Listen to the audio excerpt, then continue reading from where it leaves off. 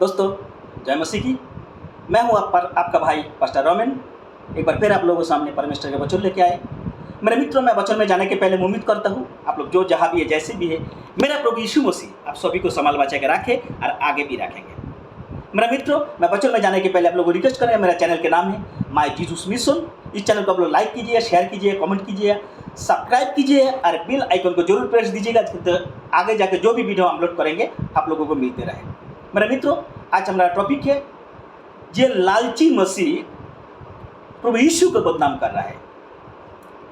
लालची मसीह जो है ना, प्रभु यीशु के बदनाम कर रहा है, क्योंकि आज हम लोग दुनिया में देखते हैं मसीह कम, प्रभु के पीछे चलने वाला कम, लेकिन मसीह में आने के बाद संसार के पीछे चलने वाला मनुष्य मसीह ज़्यादा है। मसीह में तो आते, लेकिन संसार के सारे अभिलाषा, सारे चीज़ वो पूर्ण करने के लिए और सारे चीज़ प्राप्त करने के लिए वो मसीह बनता है। क्यों बनते? ये हमारा जैसे पुजारों बहुत सारे हैं, वो लोगों को कमियाँ से, वो लोग जैसे समझाते हैं, जैसे सिखाते हैं, वो लालच दे के आते, वो लोग मसीह में आते हैं।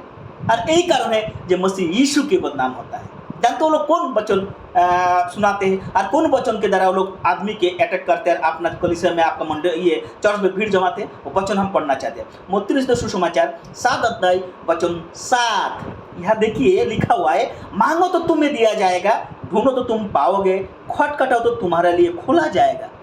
मांगो तो तुम्हें दिया जाएगा, ढूंढोगे तो तुम पाओगे, खटखटाओ तो तुम्हारे लिए खोला जाएगा।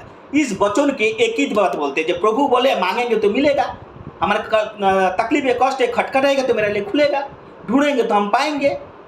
माने ये चीज़ सांसारिक अभिलाषा से, सांसारिक चीज़ों के साथ इसको जोड़ दिए। कौन जोड़े? आज का युग में जितना बड़ा बड़ा बिजनेस खोल के रखे, पास्टर, प्रचारक, बिशप, एवंजेलिस्ट, जो भी ये लोग खोल के रख दिए, वो लोग ये सारे वचन कहते हैं नया नया विश्वासी के मन में डाल देते हैं। जब मसीह में आने के बाद तुम्हें नौकरी मिल जाएगा, मसीह में आने के बाद तुम्हें आपका नौकरी के प्रमोशन हो जाएगा, मसीह में आने का तुम्हारा बिजनेस अच्छा चलेगा, मसीह में आने के बाद तुम्हारा बिजनेस ये बीमारी से छुटकारा मिलेगा। सारे चीज़ हम लोग क्या करते हैं, आदमी के सिखाते हैं और वही लालच दे के मसीह में लेके आते हैं। वो लोग मसीह तो बनता है, लेकिन लालची मसीह है। वो आत्मिक मसीह नहीं है। मसीह दो प्रकार है, एक आत्मिक मसीह, एक सांसारिक मसीह। जो सांसारिक मसीह होता लालची होता है, वो आते ही इसलिए सांसारिक चीज़ प्राप्त करने के लिए, सांसारिक भोग विलास में रहने के लिए।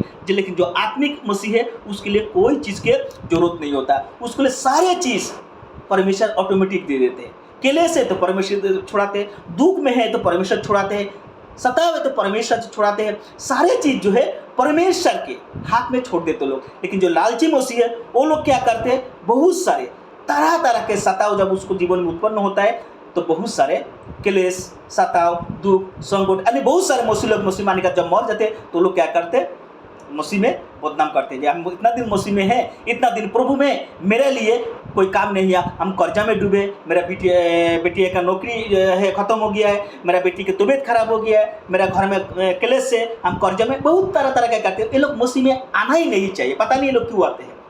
ये लोगों को मसीह में आना ही नहीं चाहिए। ये लोग आते हैं लालच में, जहाँ हम जाएंगे, मुझे अगर प्रभु को स्वीकार करेंगे, प्रभु को तो स्वीकार करता ही नहीं ये लोग। वो लोग समझते हैं यीशु में हालेलुया, प्रेज द लॉर्ड बोलेंगे तो हमारा उद्धार हो जाएगा, मेरा सब कुछ मिल जाएगा। नहीं, ये लालची मसीह है। ये लोग उद्धार नहीं, ये लोगों का काम ही है मसीह में आने के बाद लालच। जब मसीह में आएंगे आमिर बनेंगे, मसीह में आएंगे मुझे गाड़ी बाड़ी बंगला सब कुछ है, जमीन मिलेगा, सब कुछ मिलेगा। ये लालची मसीह है। और आत्मिक मसीह क्या है?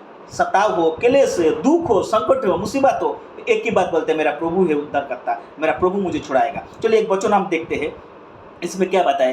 याकूब के पुत्री 4 अध्याय वचन 3, याकूब 4 अध्याय 3। यह क्या बोलते हैं, हम लोग कैसे मांगते? तुम मांगते हो और पाते नहीं, इसलिए कि बुरी इच्छा से मांगते हो, ताकि अपने भोग विलास में उड़ा दो।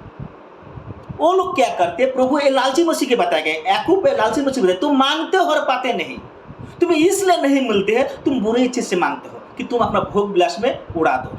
हम लोग अगर भोग विलास से, संसार अभिलाष से मांगेंगे तो मुझे नहीं मिलेगा, आपको नहीं मिलेगा। और जब नहीं मिलते तो वही लोग क्या करते, लालची मसीह क्या करते, परमेश्वर के, यीशु मसीह के बदनाम करते। जब इतना दिन में यीशु में है, इतना दिन में प्रभु में, चर्च में जाते, दसों मांगते, उपवास करते, मुझे कोई प्रतिफल नहीं मिला, हम गरीब थे, गरीबी रह गया, मेरा घर भी नहीं मिला, मेरा नौकरी भी नहीं मिला, मेरा बेटी को शादी नहीं है, ये कौन है? ये लालची लोग। ये लोग आते ही है अपना शारीरिक अभिलाषा, सांसारिक अभिलाषा को पूर्ण के लिए। ये लोग लालची मसीह। ठीक इसी के अगर देखिएगा, इसी बात को अगर देखिएगा मत्ती रचित सुसमाचार 6 अध्याय में क्या बताया, मत्ती रचित सुसमाचार प्रभु यीशु ने क्या बताया, हम लोग जो मानते हैं उसको मानने के तरीका क्या है, प्रभु क्या बताया इस बारे 6 के 32 हम पढ़ेंगे।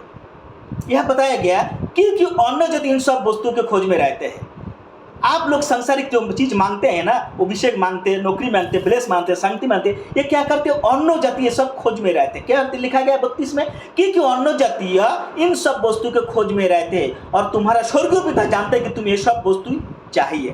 अन्य जाति ये सारे चीज, सांसारिक चीज ये खोज में रहते हैं, लेकिन जो प्रभु में सच्चे आत्मिक मसीह है उसको स्वर्गीय पिता पर विश्वास है, प्रभु यीशु मसीह पर विश्वास है। क्यों? कि प्रभु यीशु मसीह की तुम्हारा स्वर्गीय पिता का मालूम है जो संसार में रहने के लिए तुम्हें क्या क्या आवश्यकता है और क्या क्या चाहिए, उनको मालूम है। इसीलिए हमें क्या करना है? आत्मिक मसीह अगर बनना है तो सारे चीज उसी पर छोड़ देना है, तो अभी हमें क्या करें? वो आत्मिक मसीह बन सकते हैं। इसीलिए जानते बहुत कोई मसीह में है, बहुत कोई मसीह में होने के बाद उसको घर में केले से सता हुआ, दुख है, संकट है, बहुत सारे बीमारी, बहुत कोई मुस्लिम तो सो भी गए, बहुत सारे पास्टर सो भी गए, माने शारीरिक मृत्यु के बारे में बता रहा हूँ, सो भी गए। क्यों? क्योंकि वो लोगों बहुत सारे आने के बाद बहुत सारे लालच किए, आने के बाद बहुत सारे लालच करने के बाद जब वो लोग नहीं मिलता है तब वो लोग क्या करते हैं? तरह तरह का बीमारी में, झंकट में जब मसीह को बदनाम करते हैं तो वो सब बदनाम में वो लोग पढ़ते हैं। हम देखते हैं पहले कुरिन्थियों 10 अध्याय वचन 5 में क्या बताया गया है। संत पौलुस क्या बताए? इजरायली जब पाप में गिरे होते 40 वर्ष तक जंगल में घूम रहे थे, उस टाइम क्या क्या कर रहे थे? बहुत सारे लालच उत्पन्न किए थे, बहुत सारे लालच परमेश्वर विरुद्ध में किए, बहुत सारे अभिलाषा के पीछे पीछे खाना पीना लेके सब कुछ लेके तरह तरह के परमेश्वर विरुद्ध में गए थे। परमेश्वर जो चीज बताए थे ऐसे ऐसे करोगे तो मिलेगा, लेकिन वो लोग इजराइल नहीं माने। ठीक है, आज के हम लोग भी मसीह में आने के बाद परमेश्वर प्रभु यीशु मसीह जैसे बताए उसे नहीं करते, और उसके लिए उस जमाने जो हुआ था इजराइली के साथ वो चीज हम लोगों के साथ हुआ है। क्या हुआ है देखिए, परंतु परमेश्वर उनमें से बहुत से प्रश्न ना था, उनमें से मैंने यह बताया इजराइल के लिए। जब आगे से पढ़िएगा पता, पीछे से पढ़िएगा ना, 1 से पढ़िएगा 10 अध्याय 1 से पता चलेगा। परंतु परमेश्वर उनमें से बहुत से प्रश्न ना था, इसलिए कि जंगल में ढेर हो गया। ये बताया हमारे लिए दृष्टांत ठहरी कि जैसे उन्हें लालच किया वैसे हम बुरी वस्तु के लालच ना करें। जैसे उन लोग माने इजराइल लोग बुरी लालच करके जंगल में ढेर हो गया, वैसे ही हमें और आपने भी बुरी वस्तुओं के लालच नहीं करना चाहिए। नहीं, हमें भी आपको भी ढेर होना पड़ेगा। इसीलिए आपको जांचिए, परखिए, जहाँ लालची मसीह है कि आत्मिक मसीह है, आप सांसारिक मसीह है कि आत्मिक मसीह है, ये आपको जांचना है। अगर आत्मिक मसीह है तो कोई बात नहीं है। अगर लालच के लिए चलते मसीह के स्वीकार किए, लालच के चलते बपतिस्मा लिए, लालच के चलते आप चर्च में जाते हैं, लालच के चलते उपवास करते हैं, तो प्लीज प्लीज मेरे भाई बहन आप लोग वहां से निकल जाइएगा। कि परमेश्वर जो बताया गया, जैसे उन लोग इजराइल के जब परमेश्वर खत्म कर दिए ठीक वैसा ही आपको हमें भी अगर लालच रहेगा तो हमें भी खत्म होना पड़ेगा सांसारिक रीतिरिवाज से, सांसारिक वस्तुओं से। परमेश्वर का आशीष इस वचन के द्वारा आप सभी पर बने रहे। प्लीज मेरा चैनल के नाम है माय जीसस मिशन। इस चैनल को आप लोग लाइक कीजिएगा, शेयर कीजिएगा, कमेंट कीजिएगा, सब्सक्राइब कीजिएगा, बेल आइकन को जरूर प्रेशर दीजिएगा, जाते आगे जाते जो भी वीडियो अपलोड करेंगे आप लोगों को मिलते रहे। खुश रहिए, परमेश्वर के वचन में बढ़ते रहे। आमीन।